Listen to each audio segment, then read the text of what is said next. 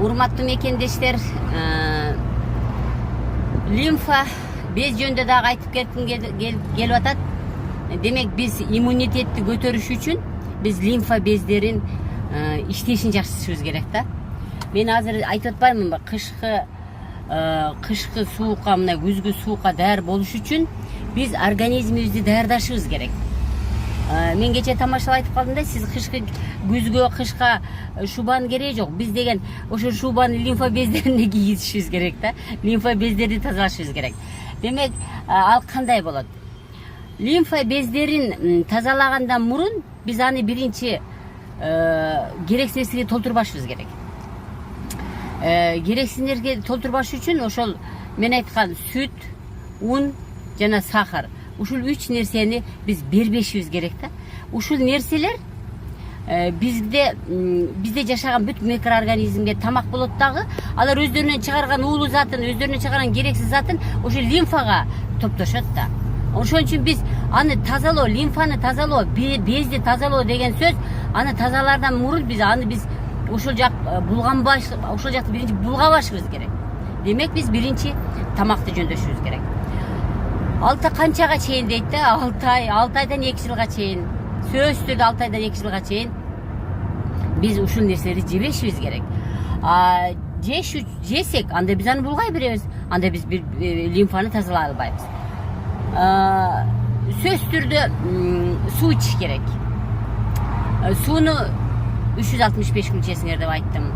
Безди дагы 365 күн жасайсыңар деп айттым. Эми азыр анча-мынча интернеттен официальный медицинадагы дары-дармек менен дарылаган врачтар, коллегалар мага өздөрүнчө профессор болуп атышат да. Мен аларга ичим деле ачышпайт, аларга көңүл да бурбайм. Алар мен билген нерсени билбейт, алар билген нерсени билем чындыгында. Мен билген нерсени алар билбейт. Натуралдык ыкманы алар түшүнбөйт. Алар только дарыга жабышып калган да. Мен дарысы жок дарылаган врачмын да. Дарысы жок лимфаны тазалатамын. Мындан тышкары ошол 3 мал, 5 тамырларга массаж дедимби? Демек сиз муну сөзсүз жасашыңыз керек. Сөзсүз жасашыңыз керек. Эми урматтуу кыргыз элим, мен кече дагы айтып кеттим да, эмне үчүн муногул апаатта биз көбүрөөк кыргыздар жабыркадык, Дунган улутунда туугандар, Корейс улутунда туугандар, Орус улутунда туугандар, эмне үчүн алар азыраак жабыркады? Себеби деген алар өздөрүн жакшы көрүшөт да. Алар өздөрүн жакшы көрүшүп, мына ачуу нерсени, бул ачуу нерседен калемпир, пияз, чеснок, бул Дунган улутунда туугандардын тамагы, Орус улутундагы тамагы, Корейс улутундагы замандаштарыбыздын тамагы да, булар ушуну көбүрөөк колдонушкан. Көрдүңөрбү? Бул нерсе, бул щелочь, бул лимфаны тазалайт. Булардын лимфасы буга чейин таза болгон. Ошон үчүн булар ооруну жеңил көтөрүштү. Токмоктон бирөө айтып келди, биз баарыбыз кыргыздар кирсек эле сен өпкөң пневмония, а Орус улутундагылар кирсе, у вас все нормально, чыга бериң деп айтты дейт да. Көрдүңүзбү? Биз эч качан өзүбүздү сүйгөн эмеспиз да. Эч качан кыргыздар өзүн сүйүп, мен ошон үчүн өзүңөр сүйгүлө деп бердим. Эч качан кыргыз өзүн сүйүп, өзүн эрте менен өтө аз санда гана кыргыз улутундагы замандаштар гана өзү менен өзү заниматься эткен болсо, 99,9% кыргыздар эч качан биз өзүбүздү жакшы көргөн эмеспиз, 5 тамырларыбызды тазалаган эмеспиз, 5 тамырларыбызды керексиз нерсеге толтурбайлы деген бизде ой болгон эмес. Азыр мага айтып атышпайбы, эже сиз айтпасаңыз биз без деген эмне экенин билбейт депчи. Биз эмне үчүн жабыркап калдык? Биз 5 тамырдын айынан жабыркап калдык. Эмне үчүн? Себебиден кыргыздар кереги жок нерсени көп жедик.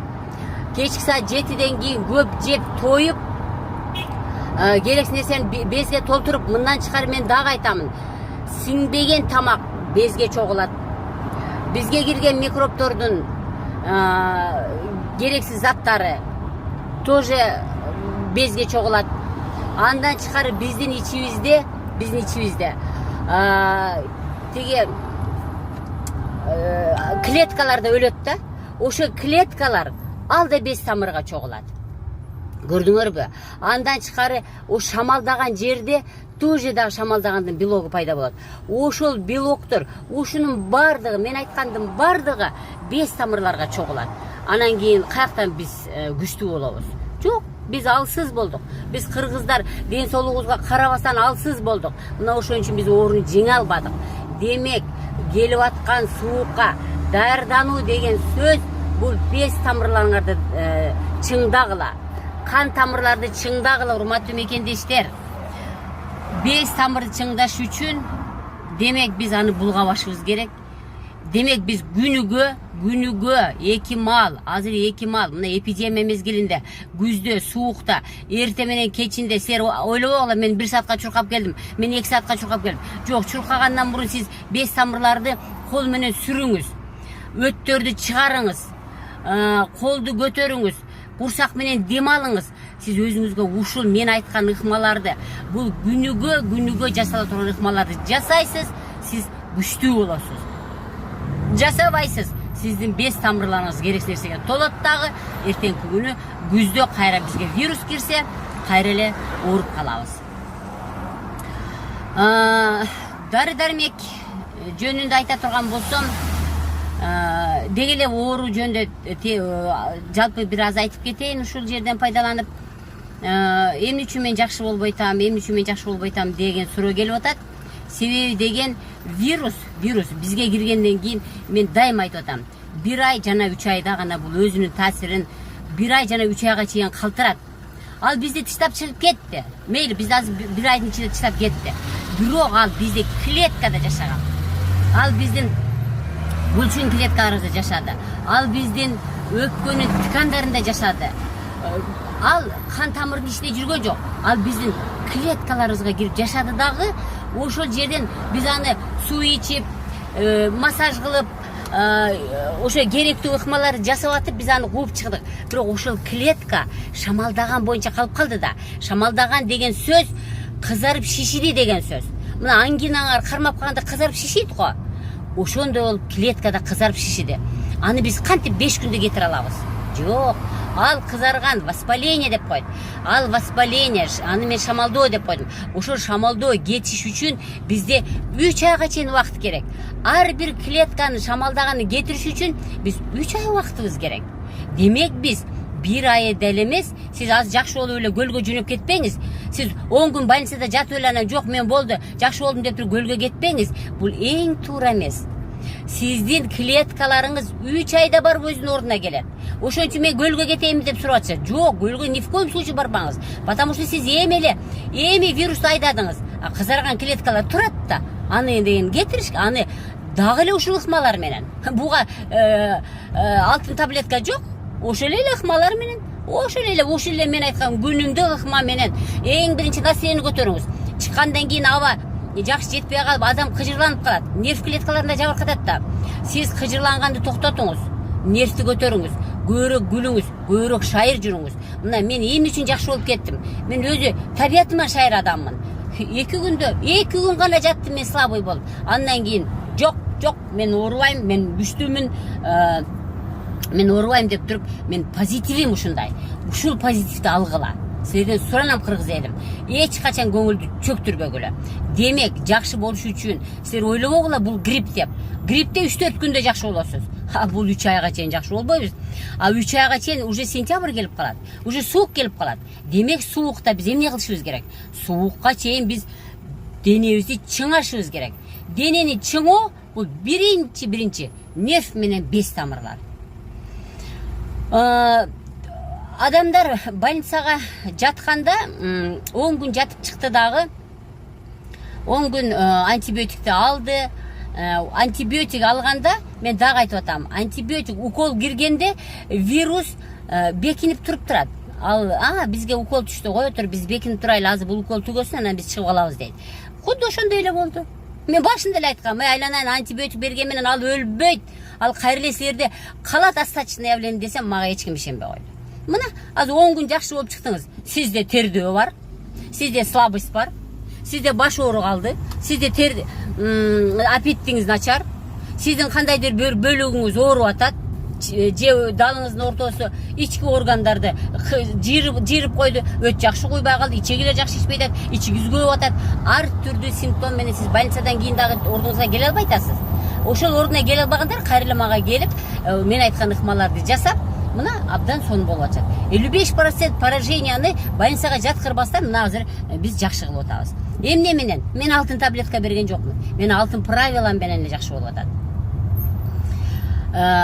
Демек дагы кулаңыздарда болсун, силер дарыга эч качан көп жабышпагыла. Дарысыз дарылоого болот. Мына Минздравдагы главный пульмонолог пневмонияны дарысы жок, дарылап чыкса болот деп жазып чыкты. Мен муну мурун эле ырдап чыккам силергечи, кереги жок дарынын депчи. Эч кандай дары кереги жок десем, мени дары менен дарылаган врачтар баары мага ар түрдүү сындарды айтышты. Кокуй сен шарлатансың, сен каякта массажды айтасың, каяктан жакшы болот, т.п. В конечном счете мен доказать этип койдум. Только дары менен жакшы болгондорду мен көрө элекмин. Временно жакшы болуп чыкты, бирок фиброз, өпкөдөгү өзгөрүү, өпкөдөгү толук дем алуу жок болгон кала берди. Биз аны только денени массаж кылуу менен, денениге виватонду чапкылоо менен, ушу менен гана жакшы кылып атабыз. Урматтуу мекендештер, силерге ден соолук каалайм. Өзүбүздү сүйөлү. Анан дагы бир нерсе айтып кетейин, тамашабы же чынбы, тамашанын бир бөлүгү чын дейт. Биз кыргыздар эч качан өзүбүздү сүйгөн эмеспиз. Эгерде биз өзүбүздү сүйгөндө, биз кокуй балам калды эле, анан балама үй салыш керек эле, анан балама машина куруш керек эле, анан мен 2 этаж үй салышым керек эле деп эч качан биз ага чуркап айтпачок. Биз өзүбүздү сүйбөгөн үчүн биз ден соолугубузду карабадык.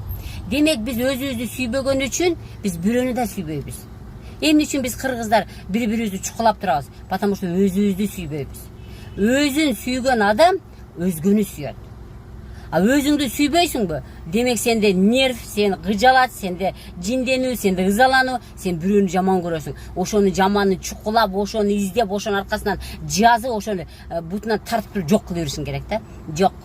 Давайте, кыргыздар, мына ушул оору, мүмкүн ушул оору бизге өзгөргүлө, өзүңөрдү сүйгүлө деген Алла Таала бир кабар бергендир. Келгиле, биз өзүбүздү сүйөлү, өзүбүздү жакшы көрөлү. Биринчи өзүбүздү жакшы көрөлү. Аны биринчи Алланы жакшы көрөлү, Кудайды жакшы көрөлү. Себеби ошол бизди ушундайга салып атат. Андан кийин өзүбүздү жакшы көрөлү. Андан кийин күйөөңдү сүйөсүңбү, андан кийин балаңды сүйөсүңбү? Сен биринчи өзүңдү биринчи орунга кой. Сен күйөөңдү сүйүп, күйөөңө чуркап, нерв болгону менен сен өзүңө оорутасың. Сен өзүңдү жакшы көрбөй балаңа чуркаганы менен сен өзүңдү оорукчан кылып аласың. Жок, давайте биринчи орунга өзүбүздү коелу, өзүбүздү сүйөлү.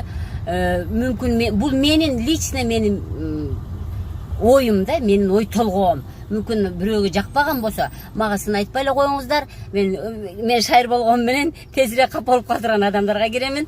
Менин оюм силерге туура келбеген болсо, без комментариев, пожалуйста. Инстаграмдагы замандаштар көрсө мен жөн эле ушунду айтып жүрө берипмин. Подписывайтесь дегенди басыш керек экен. Ошо балам айтат, апа подписывайтесь деп бассаңыз дейт. Басышсын айтыңыз дейт. Инстаграмдагы достор, ошо мага подписываться этилгиле. Саламатта болго, ден соолукта болго, көрүшкөнгө чейин.